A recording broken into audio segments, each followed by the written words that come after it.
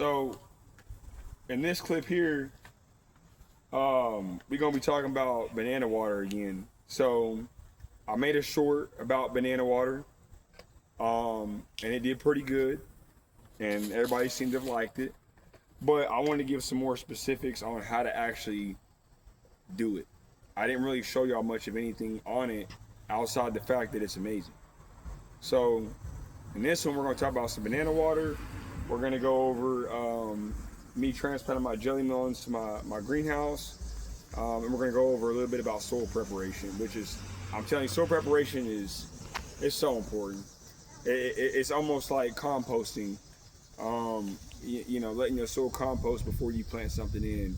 And I'm gonna show y'all some things today that I'm gonna do to my greenhouse bed that I did not do to the one where the wheat is now gonna go. So this is gonna be way better than the first time I had done it when I was in a pinch and had very little resources to begin with. So now we got things more prepared.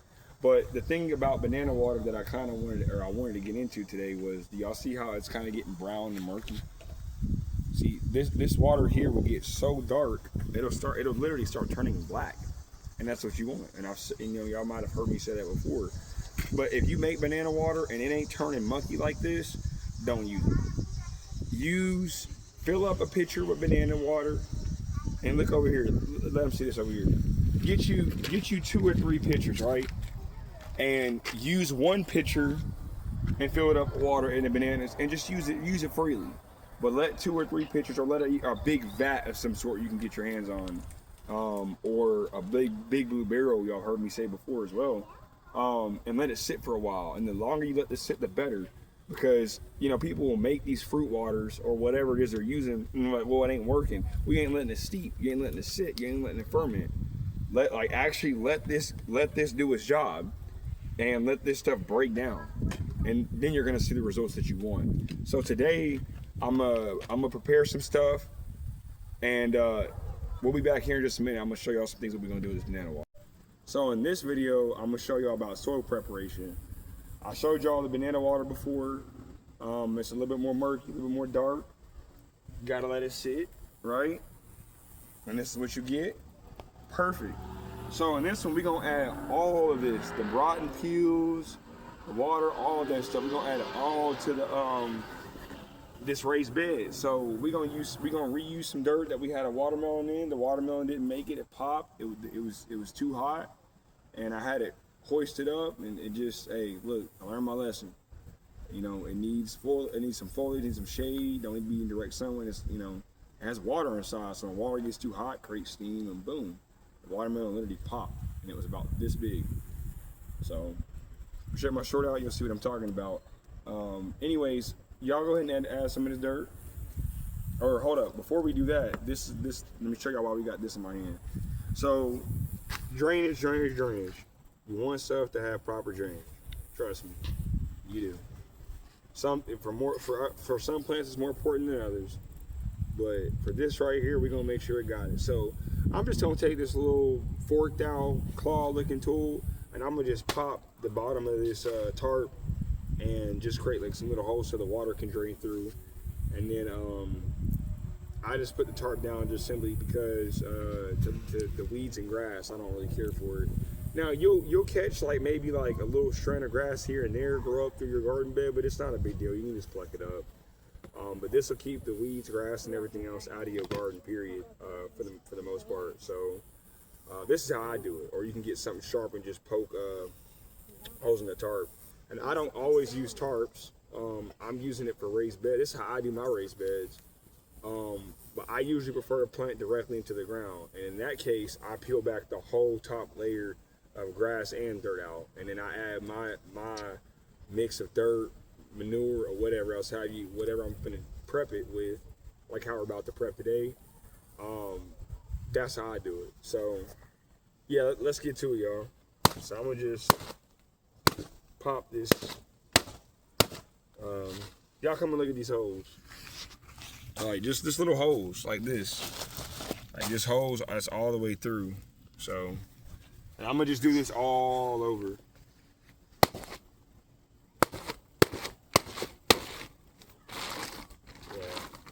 And this is like double tarp, so it went all the way through, which is perfect.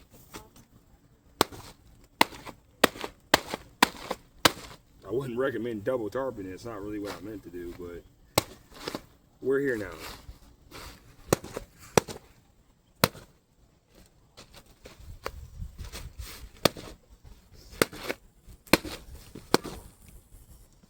Well, there goes that. I should just be easy to put it back in.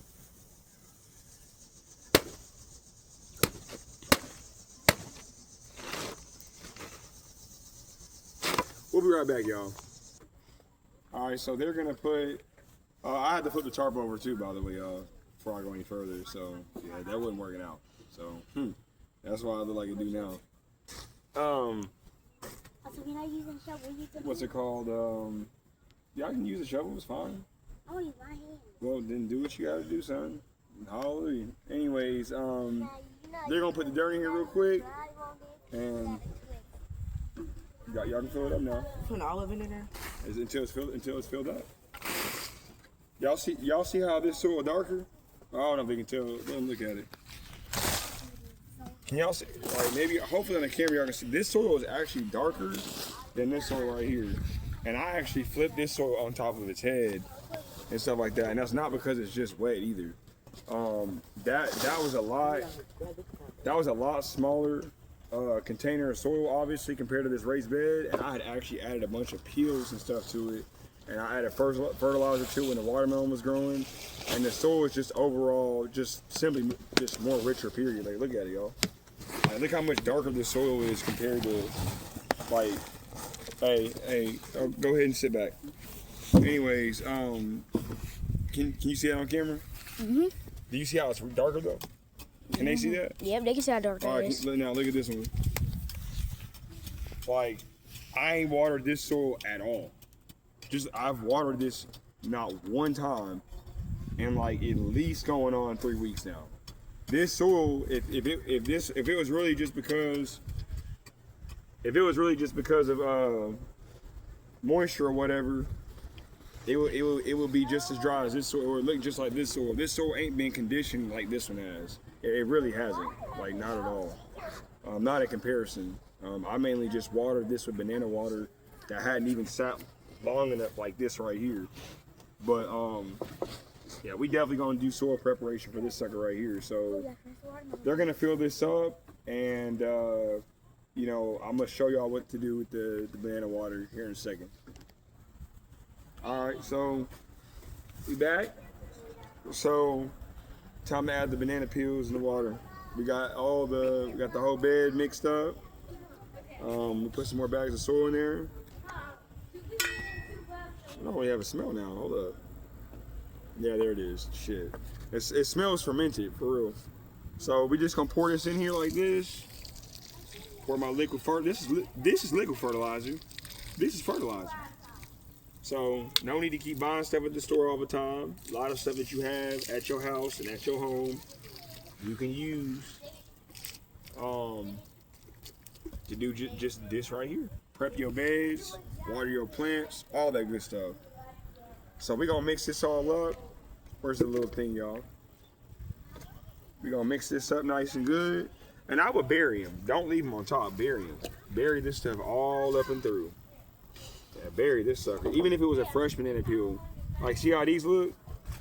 Oh, y'all can't really see. Well, I'll just pick it up with my hand, even though it stinks. See how y'all see the color? It's like starting to turn red. Like that, it turns that color right before they just completely deteriorate away. So, hey, they prepped and primed to decay up in this bed.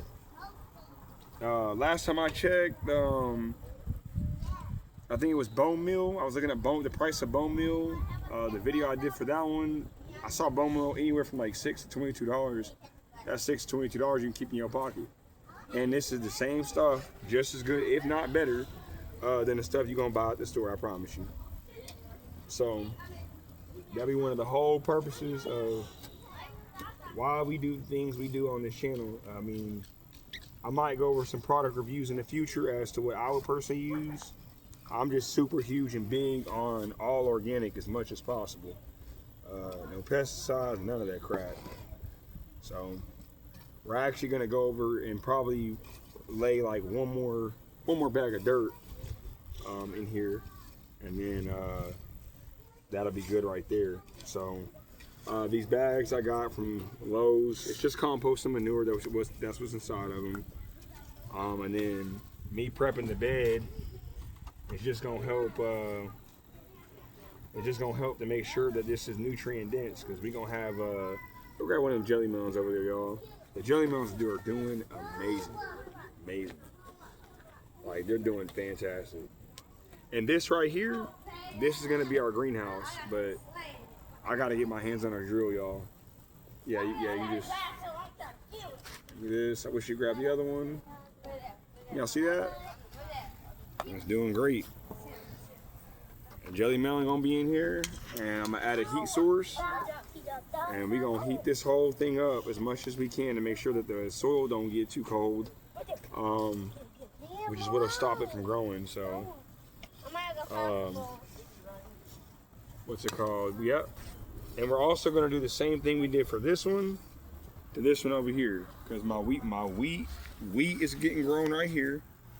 No, you don't have to have a massive field to grow wheat. You can grow wheat in your backyard. We're gonna grow wheat at home, and we're gonna grow jelly melons over here in the greenhouse. So we're gonna have a two-man, two-house project right here. And I'm super excited for it. So, for the most part, y'all, that's pretty much all we got for today. But hey, we'll see y'all in the next video.